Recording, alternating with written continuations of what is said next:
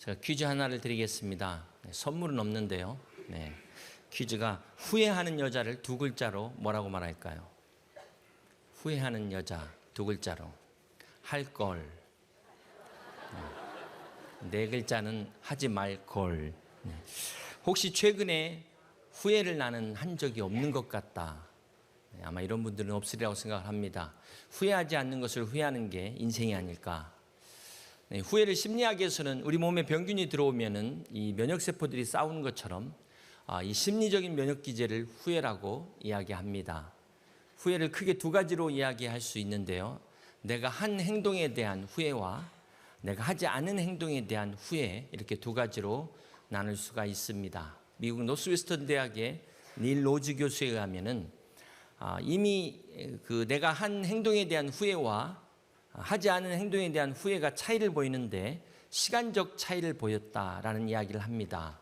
무슨 말이냐면은 내가 한 행동에 대한 후회는 근래의 일이라는 거죠. 최근에 일어난 일이라면 하지 않은 그것에 대한 후회는 한참 지난 오래된 지난 일들을 후회하고 있더라라는 것을 이 연구를 통해서 이야기합니다. 자, 결과적으로 우리는 똑같이 후회를 하는데 한 행동은 내가 이미 경험한 것은 그 후회가 짧게 지나간 반면에 못한 거는 두고 평생 가더라, 후회하더라. 이걸 보면은 어차피 후회할 거면 어떻게 하는 게 나을까요? 그냥 생각만 하고 있다가 지나갈 것이 아니라 시도해보는 것이 낫다. 인생은 이래저래 후회의 연속입니다. 그렇다면 우리 하나님은 후회를 하실까요? 후회하지 않으실까요? 후회를 하신다. 안 하신다.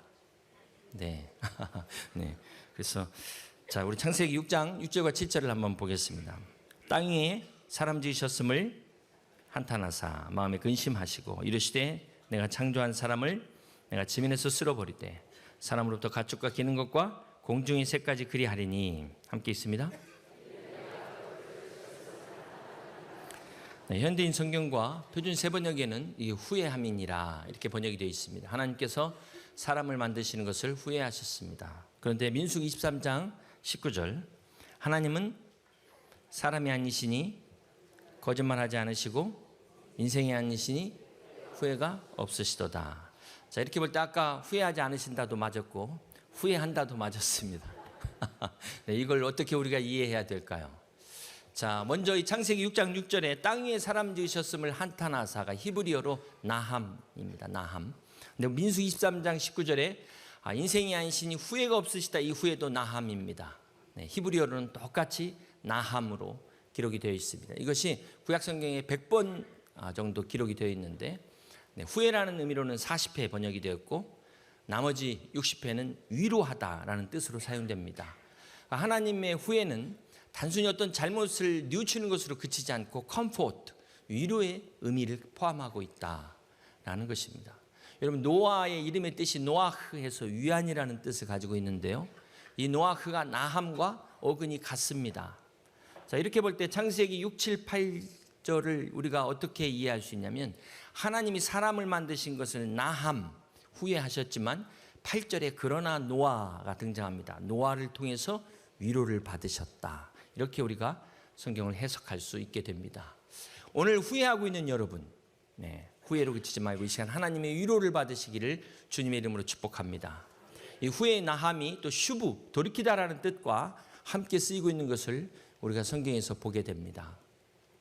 창세기 6장에서 하나님이 지으신 피조물이 타락한 것을 보시고 후회하십니다. 근데 하나님의 후회는 보시기 좋았던 것이 나쁜 것으로 타락한 이 악에 대한 후회라는 것입니다. 그런데 이 하나님의 후회가 후에서 머물지 않고 노아를 통해서 다시 새롭게 시작하는 새로운 회복을 약속한다는 것입니다. 결론적으로 하나님의 후회는 하나님의 심판을 의미하고 다시 시작하는 새로운 창조의 약속을 의미하는 것입니다. 무엇보다도 하나님의 후회는 우리에게 구원의 기회를 준다는 거예요. 다시 회복의 기회를 주는 역사입니다. 이 구원의 기회를 놓치지 않도록 우리는 기도해야 될 것입니다. 정말 이 영적인 구원의 기회를 놓치는 거야말로 영원한 후회가 되기 때문에 그렇습니다. 오늘 본문은 하나님이 세운 사람 중에 후회한 대표적인 인물, 이스라엘의 초대왕 사울입니다. 사실 사울은 많은 장점을 가지고 시작했지만 결과적으로 실패한 인생이 되고 말았습니다. 오히려 그에 비해 다윗은 정말 처음에 여러 가지로 사울보다도 연약하고 부족했지만 하나님 마음에 합한 자로서 하나님의 영광을 누린 길이길이 빛나는 이름이 되었던 것입니다. 무엇이 다윗과 사울 두 사람의 삶을 이렇게 다르게 만들었을까요? 우리가 함께 같이 비교하면서 살펴보고자 합니다. 오늘 본문 15장 우리가 10절과 11절을 함께 같이 보겠습니다. 여호와의 말씀이 사무엘에게 임하니라. 이르시되 사울을 왕으로 세운 것을 후회하노니 그가 돌이켜서 나를 따르지 아니하며 내 명령을 행하지 아니하였습니다. 여기 보면 내가 사울을 왕으로 세운 것을 후회한다. 전지전능하신 하나님이 후회하신다는 것은 사실 말이 안 되는 겁니다. 왜냐하면 하나님의 전지전능은 이 모든 것을 다 아시는 거거든요. 우리에게 자유의지를 주셔서 우리가 뭘 선택할지 조차도 아시고 그것을 결정하는 분이 하나님의 전지전능입니다. 그런 하나님이 후회하셨다.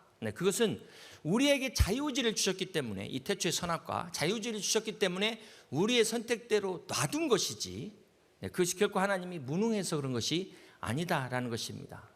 자, 이렇게 볼 때 우리가 잘못된 길로 가고 있는데 제재가 없어요. 부모가 책망하지 않습니다. 그거는 사생아라고 말합니다.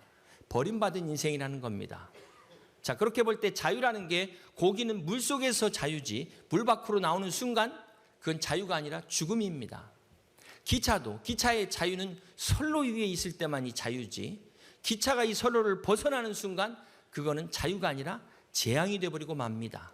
우리 인생도 마찬가지. 우리 인생이 창조주 하나님 안에 있을 때 비로소 진정한 행복을 누리는 것이지 하나님을 떠나는 순간 비극 시작이다, 불행 시작이다라는 것입니다.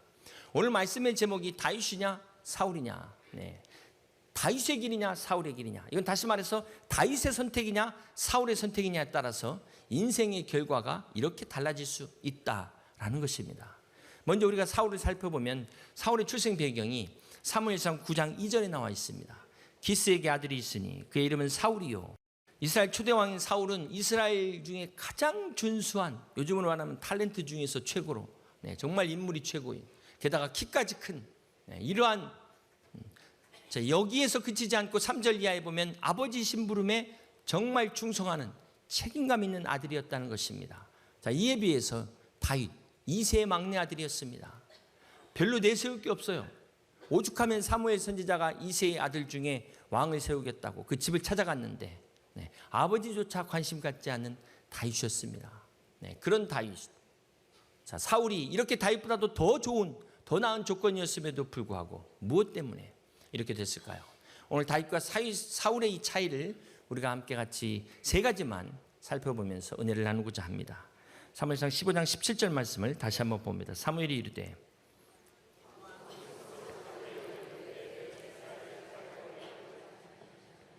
자, 처음에 사울은 겸손했습니다. 그런데 한 번 불순종하고 이제 한 번이 두 번 되고 두 번이 세 번 되면서 점점 간이 붓기 시작합니다. 이 간이 부으면 이제 배 밖으로 나오는 현상이 나옵니다. 그러다 보면 이제 하나님 말씀조차도 두려워하지 않게 됩니다. 자, 이렇게 심각하게 돼요. 처음부터 그런 것은 아닙니다. 하나님께서 아말렉을 다 멸하라 그랬는데 왕을 살려두고 짐승들도 다 없애라 그랬는데 살찐 소와 양을 뒤로 빼돌립니다. 그러면서 뭐라고 변명하냐면 우리 21절을 20절과 21절인데 21절만 보겠습니다. 다만 백성이 그 마땅히 멸할 것 중에서 가장 좋은 것으로 길갈에서 당신 하나님 여호와께 제사하려고 양과 소를 끌어왔나이다 하는지라. 참 왕이면서도 지금 백성들 핑계를 대고 있는 아주 치사한 모습을 보이고 있습니다. 그러면서 제사를 드린다는 명분으로 하나님 앞에 이렇게 했다. 자기 불순종에 대한 변명을 하고 있어요. 그러나 이것은 어디까지나 거짓말입니다. 왜냐하면 그 이유가 사무엘 선지자가 한 말을 통해서 알 수가 있는데요. 우리 15장 19절에 보시면은 거기 19절에 보면 어찌하여 왕이 여호와의 목소리를 청종하지 아니하고 거기 보면 탈취하기에만 급하여 여호와께서 악하게 여기는 일을 행하였나이까. 결국은 사울은 자기의 욕심으로 탈취했다는 겁니다. 그러니까 제사는 자기 욕심을 감추기 위한 명분이었어요. 또 23절을 봅니다. 이는 거역하는 것은 점치는 죄와 같고 완고한 것은 사신 유상에게 절하는 죄와 같음이라. 자, 여러분, 이 거역하는 이 불순종이 점장이의 죄만큼 나쁘다. 이것이 사울의 불순종이 하나님을 속이는 죄다. 단순한 그냥 거역으로 끝나지 않고 하나님을 속이는 죄까지, 성령을 속이는 죄다. 심각한 죄라는 것입니다. 이 첫 번째 사울의 문제는 자기 욕심 때문에, 자기 욕심 때문에 이것을 남겨놓고는 탈취해놓고 하나님께 제물로 드릴 것이다, 이렇게 거짓말을 합니다. 그리고 이 거짓말이 탄로났음에도 불구하고 선지자 사무엘까지 속이려고 합니다.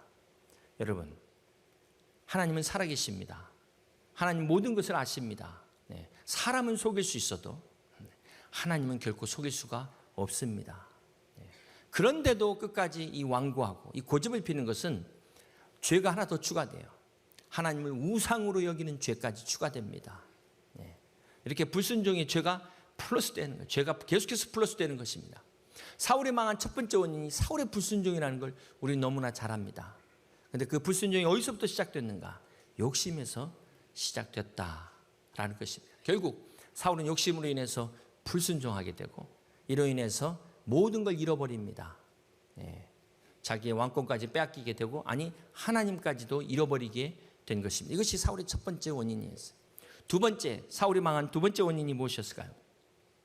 사무엘상 13장 사건으로 올라가는데요. 이것은 시기적으로 앞에 일어난 사건입니다. 이것을 우리가 연대적으로 이렇게 시기적으로 소개할 수도 있지만 그 사건의 중요성으로 이렇게 소개하다 보니까 이 두 번째 것이 앞에 오게 됐는데요. 앞에 것이 두 번째 오게 됐는데 이게 사실 다 서로 연관이 있다는 것을 알게 됩니다. 사무엘상 13장에 보면 이 블레셋과의 이 믹마스 전투를 앞두고 사무엘 선지자가 사울에게 기다리라 그래요. 내가 올 때까지 기다리라고 합니다. 그런데 블레셋의 3만 병거와 이 6천 마병을 눈앞에 보고 이 사울이 그만 기가 죽습니다. 그만 두려워하여 기다리지 못하고 그만 자기가 제사를 드리게 됩니다. 자, 이로 인해서 사울이 어떻게 될까요? 13장 13절, 사무엘상 13장 14절을 함께 봅니다. 사무엘이 사울에게 이르되 어떻게 행하였습니까? 왕이 망령되이 행하였도다. 왕이 하나님 여호와께서 왕에게 내리신 명령을 지키지 아니하였도다. 그리하였더라면 여호와께서 이스라엘 위에 왕의 나라를 영원히 세우셨을거늘. 자, 이 또한 불순종인데 이로 인해 이제 사무엘과 사울의 관계가 완전히 끊어지게 됩니다. 자, 그런데 보시면 사울이 지금 하나님 앞에 제사를 드린 건데, 아니 하나님 앞에 예배를 드린 건데 도대체 뭐가 문제였을까요? 사울이 착각한 것이, 이스라엘의 왕은 하나님의 법도를 보이는 자입니다. 하나님의 법도를 보여주는 자가 왕이에요. 하나님을 섬기는데 본을 보이는 자가 왕이라는 것입니다. 사울이 착각한 것이 아마 이방의 다른 왕들을 보고, 야, 내가 왕인데 뭔들 못하겠냐, 왕이면 다 할 수 있다, 이렇게 아마 착각하지 않았나. 사실 자기도 왕이지만 왕도 선지자의 명을 받는, 하나님 앞에서는 일개 한 백성이라는 사실을 망각했다는 거예요. 자기의 위치를 망각하고 선지자의 고난을 넘어서는 이 우를 범했다는 것입니다. 여러분, 선지자라는 것은 하나님의 고난 대행을 의미하는 것이거든요. 근데 사울이 참 불행한 게, 따지고 보면 이 사사시대가 이제 끝나고 사울부터 왕정시대가 시작됩니다. 초대 왕이었어요. 그러다 보니까 이 사울이 왕이 무엇인지를, 선지자와 왕의 차이를 구분하지 못하지 않았나, 그런 생각을 해보게 됩니다.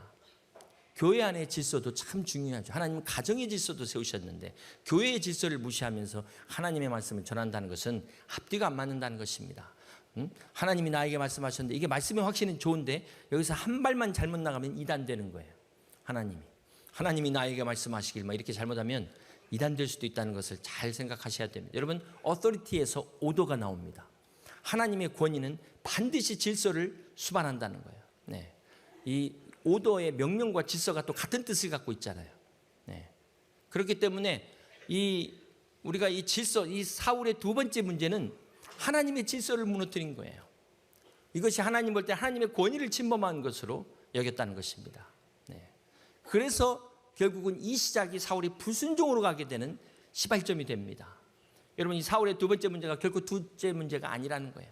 자, 그런데 이 사울을 보면은 이렇게 중요한 것을 놓치고 어떻게 생각합니까? 내가 이렇게 탈취한 것으로 하나님 앞에 제물로 드리면 되지 않냐, 이렇게 생각한 거예요. 그러면 하나님이 기뻐하시지 않냐?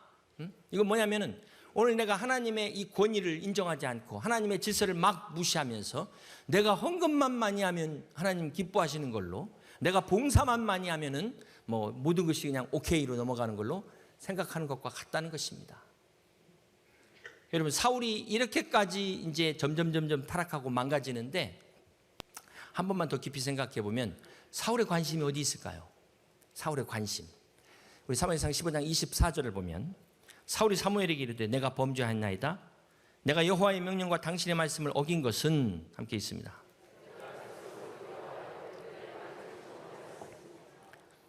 사울이 누구를 두려워했습니까? 하나님을 두려워하지 않고 백성을 두려워했다. 사울의 관심이 하나님보다 사람에게 있다는 것을 알 수 있습니다. 그렇다면 자, 무슨 말이냐면 사무엘이 올 때까지 못 기다린 게 막 빨리 예배드리고 싶어서가 아니라 기다리다가 백성들 다 흩어질까 봐 그랬다는 거예요. 아멜렉을 멸하라는 명령에 불순종한 것도 정말 하나님께 제사 드리기 위해서가 아니라 내가 이렇게 제사 드리면 백성들의 인기를 얻을 것, 이걸 생각한 거예요. 사울은 제사를 드리면서도 하나님을 생각한 것이 아니라 사람을 생각하고 있었다. 사람을 더 중요하게 여겼다는 것입니다. 그렇게 불순종하는 그 원인이 12절에 또 나옵니다. 사무엘상 15장 12절에 사무엘이 사울을 만나려고 아침에 일찍 일어났더니 어떤 사람이 사무엘에게 말하여 이르되 함께 있습니다. 사울이 갈멜에 이르러 자기를 위하여 기념비를 세우고 지금 사울이 누구를 위하여 기념비를 세웠습니까? 하나님을 위하여가 아니라 자신을 위해서 기념비를 세우는 순간 돌이킬 수 없는 강을 걷는 겁니다. 여러분, 이렇게 사울은 사람에게 인정받는 길을 선택합니다. 그래서 하나님의 영광이 아닌 자신의 영광을 취해서 자신을 위한 기념비를 세우게 되는데 이것이 결정적으로 사울이 망하게 된 그런 결정적 원인이었습니다. 우리가 9월 교회 창립의 달을 맞이해서 첫째 주에는 교회 열쇠를 받은 우리가 베드로에 대한 말씀을 살펴봤습니다. 그리고 지난주에 우리가 부흥사경을 통해서 너무나 말씀의 은혜를 많이 받아가지고 저도 잊어버렸어요. 제가 무슨 설교를 했는지. 돌이켜보니까 하나님이 세우신 지도자 모세, 그래서 하나님이 교회를 세우실 때 그 지도자를 어떻게 세우는가. 여러분, 모세는 자기 무덤도 없습니다. 모세가 무덤이 있다는 얘기 보셨어요? 그렇게 훌륭한 지도자가 정말 무덤을 금기둥 세우고 금으로 덮어도 부족할 판인데 무덤조차 없어요. 무덤조차. 그런데 따지고 보면 이게 축복이라는 거예요. 이게 축복입니다.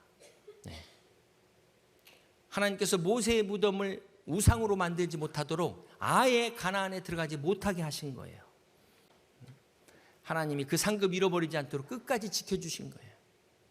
그런데 사울은 자기가 기념비를 세우도록 만들어 내버려 두잖아요. 그래서 비참한 종말로 가잖아요. 여러분, 어떤 게 축복입니까?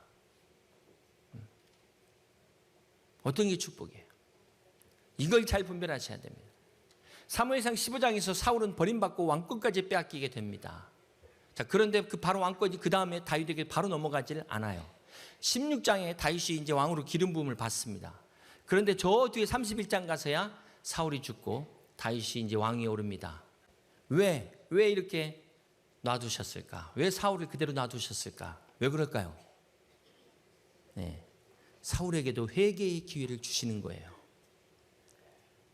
다윗에게는 이게 연단이 되는 것이고 사울에게는 회개의 기회를 주는, 참 이게 고난이라는 게 축복이라는 것이 여기서도 나타납니다. 의인에게는 연단의 기회가 되고 악인에게는 회개의 기회를 주시는 거예요. 그렇습니다. 여러분, 우리가 죄를 짓고도 멀쩡한 것은 하나님이 모르신 게 아니라 회개의 기회를 주시는 겁니다. 자수할 기회를 주신다는 거예요. 자, 그럼에도 불구하고 그 기회가 왔지만 그때 회개하느냐 하지 않느냐는 것은 우리의 선택입니다. 우리의 몫이에요. 그건 왜냐하면 하나님께서 인간을 만드시고 선악과 자유의지를 주셨기 때문에, 하나님이 그렇게 원리를 창조하셨기 때문에 그건 내가 해야 되고 내가 책임져야 되는 것입니다. 여러분, 사실 사울의 죄보다 이 간음하고 자기 부하를 죽였어요. 충성스러운 부하를 전쟁터 제2선봉에 내서서 죽게 만듭니다. 다윗의 죄가 더 크죠. 이걸 우리가 어떻게 해석해야 됩니까? 뭐가 이렇게 인생을 이렇게 갈라놨을까요? 결국 다윗은 회개했지만 사울은 회개하지 않았습니다. 끝까지 회개하지 않았어요. 물론 지금 보면 사울은 자기의 잘못을 인정합니다. 그런데 이것은 회개가 아니에요. 잘못을 인정한다고 해서 회개가 아닙니다. 다윗이 이 사울의 공격을 받고 사울을 피해서 도망다니다가 보니까 반대로 자기가 사울을 죽일 수 있는 기회를 몇 번 잡잖아요. 자, 그런데도 불구하고 다윗은 살려줍니다. 자, 이때 사울은 후회해요. 후회하면서. 근데 그걸로 끝이었다는 거예요. 그때뿐이었다는 겁니다. 이건 회개가 아니었어요. 행동의 변화가 없어요. 하나님께서 사무엘을 통해서 사울을 질책합니다. 이때마다 핑계를 대고 무엇 때문에 누구 때문에 이렇게 책임을 전가한다는 것입니다. 이건 진정한 회개가 아니라는 거예요. 이것이 사울의 인생이 비참하게 끝나는 원인이었어요. 그렇게 시작을 잘해놓고 마지막 이렇게 추락한 인생이 완전한 실패의 인생이 저주받은 인생이 된 원인이라는 것입니다. 그에 비해 다윗은 자신의 죄를 지적하는 그 나단 선지자 왕이기 때문에 그냥 쥐도 새도 없이 암살해버릴 수도 있지만 하나님 말씀으로 듣고 철저하게 무릎 꿇고 회개합니다. 이것이 바로 다윗이 성군이 된 비결이었어요. 이렇게 다윗과 사울의 차이는 회개냐 후회냐의 차이였던 것입니다. 예수님의 수제자인 베드로와 예수님을 배반한 가룟 유다의 차이도 사실은 250보 소 100보 거기서 거기입니다. 예수님을 은 30에 판거나 3번이나 부인한 거나 거기서 거기 아니겠어요? 그런데 무엇이 이 둘의 차이를 가져옵니까? 가룟 유다도 양심의 가책을 받았어요. 그 돈 안 쓰고 가져와서 후회했지만 후회의 결론은 자살로 끝났습니다. 그러나 베드로는 통곡하며 회개한 그 회개의 결론은 위대한 대사도로 출발할 수 있었다는 거예요. 이렇게 회개와 후회가 인생의 차이를 만든 것입니다. 사랑하는 여러분, 다윗이냐 사울이냐, 회개냐 후회냐의 차이는 오늘 축복이냐 저주냐 이런 결과를 가져오는 것입니다. 그러므로 오늘 우리도 후회가 아닌 회개하기 위해서 어떻게 해야 될까요? 사무엘상 16장 7절에 말씀합니다. 여호와께서 사무엘에게 이르시되 그의 용모와 키를 보지 말라. 내가 이미 그를 버렸노라. 내가 보는 것은 사람과 같지 아니하니 함께 있습니다. 사람은 외모를 보거니와 나 여호와는 중심을 보느니라. 네, 그렇습니다. 사람은 외모를 봅니다. 그러나 하나님은 중심을 보십니다. 그렇기 때문에 우리가 옷을 잘 입고 오는 것은 사람 때문에 옷을 잘 입고 오는 것이고 우리가 정말 하나님을 생각한다면 우리의 중심을 가지고 나와야 되는 것입니다. 오늘 우리의 중심을 가지고 하나님 앞에 진실함으로 회개할 때 하나님께서 우리에게 은혜를 베풀어 주실 것입니다. 요한일서 1장 9절이 만일 우리가 우리의 죄를 자백하면 그는 미쁘시고 의로우사 우리의 죄를 사하시며 우리를 모든 불의에서 깨끗하게 하실 것이라고 말씀하셨습니다. 이 시간 살아계셔서 우리의 모든 죄를 이미 아시는 그 주님 앞에 우리가 자백하고 고백하고 회개할 때 우리의 모든 죄를 예수 그리스도 십자가의 능력으로 깨끗게 하실 것입니다. 사랑하는 여러분, 하나님은 사울에게도 회개할 기회를 주셨지만 안타깝게 이 욕심으로 불순종으로 기회를 놓친 사울, 하나님보다 사람에게 인정받으려다가 그는 결국 하나님과 사람 모두에게 다 버림을 받게 됩니다. 사울 그는 하나님의 영광이라는 이름 뒤에 실은 자신의 영광을 추구했던 그러한 사울이었기에 초대왕으로 선택받은 이 영광과 축복의 결과가 비참한 실패로 종말을 맞이했던 것입니다. 사랑하는 여러분, 오늘 우리의 모습을 보기 원합니다. 오늘 내 인생은 다윗과 가까운가 사울과 가까운가, 내가 가는 길은 사울의 길과 가까운가 다윗의 길과 가까운가, 한번 우리 인생을 돌아보길 원합니다. 그래, 사도행전 2장 38절 말씀처럼 너희가 회개하여 각각 예수 그리스도의 이름으로 침례를 받고 죄사함을 받으라.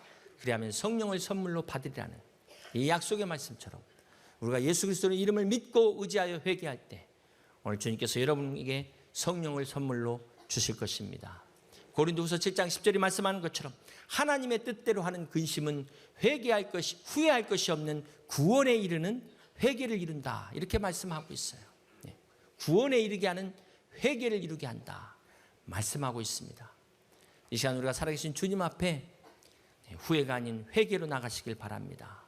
그럴 때 하나님께서 반드시 응답하실 것입니다. 우리의 모든 죄를 사하시고 구원하신 주님께서 새롭게 역사하실 것입니다. 지금도 우리의 마음의 중심을 모시는 주님 앞에 우리가 마음의 중심을 가지고 주님 앞에 나가시길 바랍니다. 말보다는 행동을 가지고 나오시길 바랍니다. 내 재능과 유능함보다는 진실함을 가지고 나오시기를 바랍니다. 내 지식과 지혜보다는 겸손함을 가지고 주님 앞에 무릎 꿇으시기를 바랍니다. 그래야 할 때 살아계신 주님께서 여러분을 복된 다윗의 길로 인도하실 것입니다. 이 축복된 다윗의 길을 가시는 복된 우리 성도님들, 복된 가정 다 되시기를 주님의 이름으로 간절히 축원합니다.